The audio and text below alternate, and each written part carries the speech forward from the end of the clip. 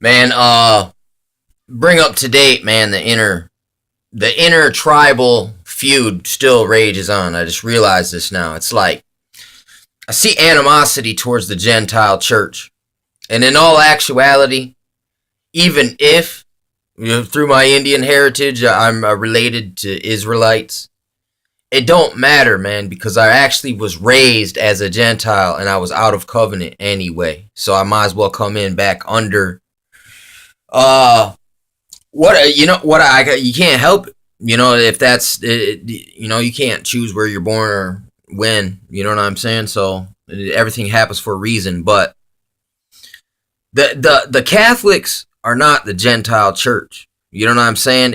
Like the Bible says. It says those that come out were never really in it in the first place, or you can't come out if you're in.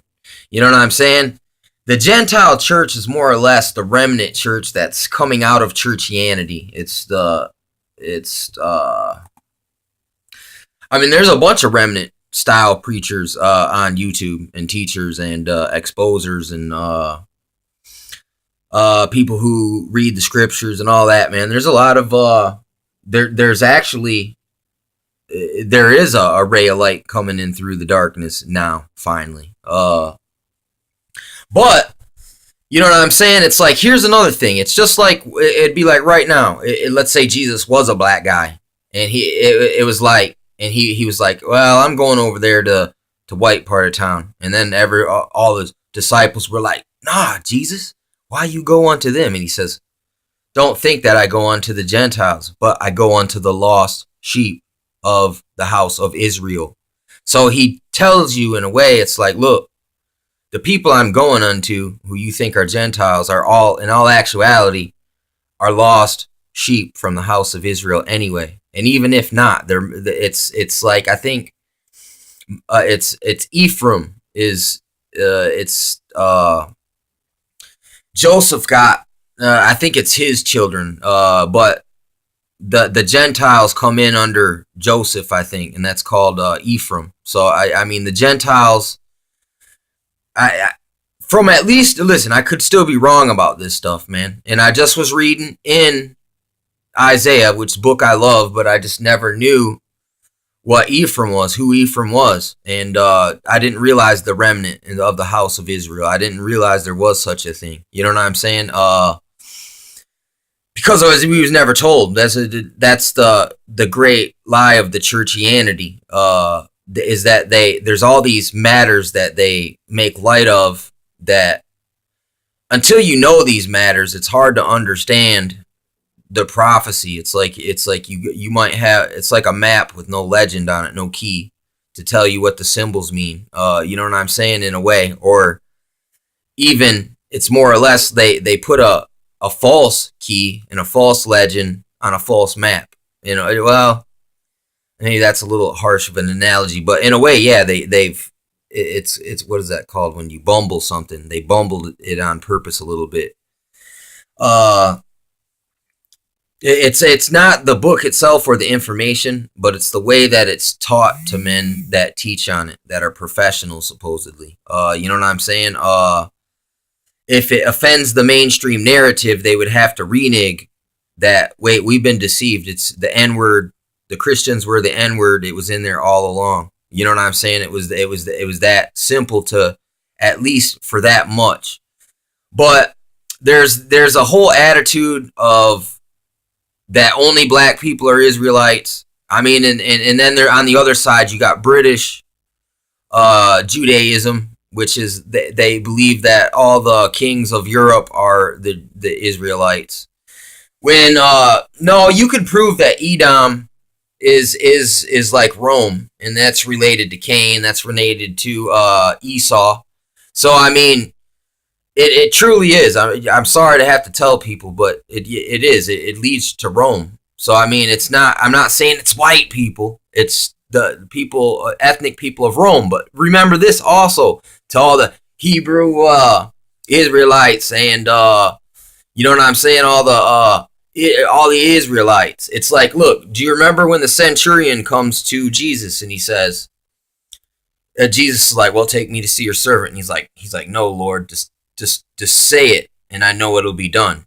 And then Jesus looks at him and says, I have not seen faith. No, not such faith. No, not in Israel. And then he imparts him with some words. He says, do ye violence to no man without cause. Bear not false witness. And don't take bribes. You know what I'm saying? So he didn't rebuke the Edomite. You know what I'm saying? The white man. You know what I'm saying?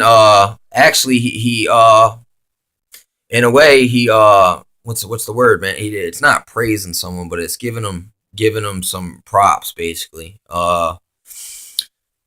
For his belief, because this is a man who tells people what to do and they do it. You know, he's a man with authority. So it's like for him to humble himself to a greater authority was good conduct, good manners in a way. You know what I'm saying? And remember these type of situations. And it's like sometimes these people are here to teach us a lesson that even sometimes, you know,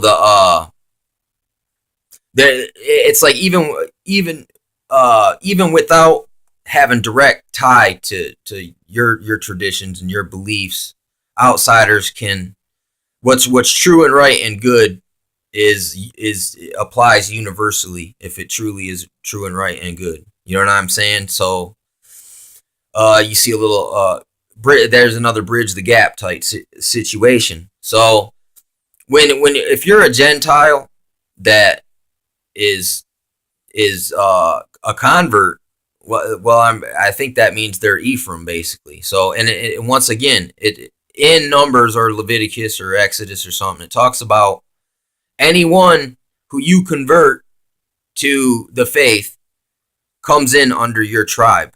So you know what I'm saying? God will reconcile everyone to their proper place and restore them.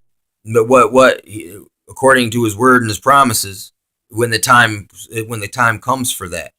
You know what I'm saying? All this stuff is accounted for, and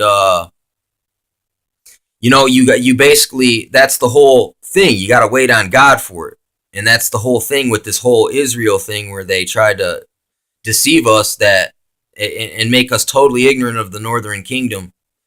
They made a covenant, a confederacy with the UN and the Pope and all that, and the royalty, the British Judaism, to get that treaty, to get the frickin' state of Israel there. So they got it through swindling and connivery and basically subterfuge. And it's the same thing in Maccabees. It says that the remnant of Judah made covenants with the Greeks and the Romans, and the little group that made the covenant got to oppress through the Romans and the Greeks their own people. You know what I'm saying? The Indians did this similar thing too. They would take since the Indians operated out of the law of the judges, the Moses blood for blood law. It's a custom that you deal with other people. You know what I'm saying, as well as your own people. So they get outcast Indians, because that's what happens if you F up too much in the tribe. You got to go live out as an outcast, and that's where a lot of times you get bandit tribes or bands of bandits, and they're basically a bunch of outcasts, and they basically form a gang. You know what I'm saying? And then it's like, and then you'll have different tribes mixed.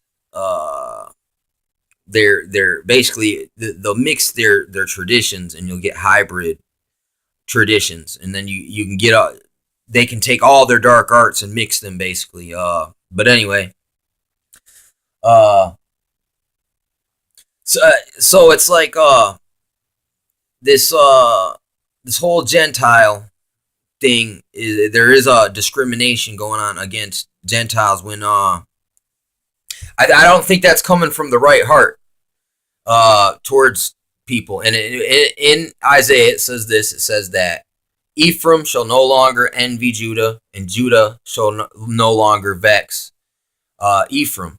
You know what I'm saying? So there was an inner tribal kind of feud, and It also says in there that Ephraim was spread in Egypt, Sumeria, in all these different lands. It's basically it's not lying when it says that Israel is distributed to the four corners of the earth. Like, look, there's tribes in China. You know what I'm saying? That knowledge has been lost over time. And they're finding the Paleo Hebrew tablets here. There is the Block Hebrew tablets in Ohio Valley. It's the second Ezra, man. That second Ezra's it's a second Exodus, and that's exactly what it says in Isaiah 2. It says, "I again will lead my people out of captivity." And that's, once again, this isn't. It's not as grand. It's not as grandiose as the Exodus situation. But it could have been. It's just maybe it's not written about in the text that we got. You know what I'm saying? There's tidbits of information hidden everywhere. That's just like that Maccabees is awesome, because it's like, listen, every conquering at least 3 out of the 4 conquering nations were all white nations, man. You know what I'm saying? And that's Edom. You know, it's not the white people themselves, but it's their tradition, their culture, the Romanism, the gladiatory, imperialistic. I mean, yeah, it's the whole system of preaching a liberty. Like, look, our politicians speak on our behalf. No, they don't. That's not liberty. I get to vote, so I'm free. All the while being a servant to freaking corruption. Because, I mean, even believing that philosophy and it is not true, you're serving a lie. Like when anyone tells you, man, dude, look, what they're doing here isn't what they're telling us it is. And then that person would be like, you're a fucking heretic. We need to stone you. You know what I'm saying? Basically, and it's like being preaching liberty all the while being servants of corruption. I mean, that is the whole democracy. It's like whenever America's bringing democracy to a third world country, they get a fucking puppet dictator in there. I mean, look, don't listen to the word. Look at what they're doing.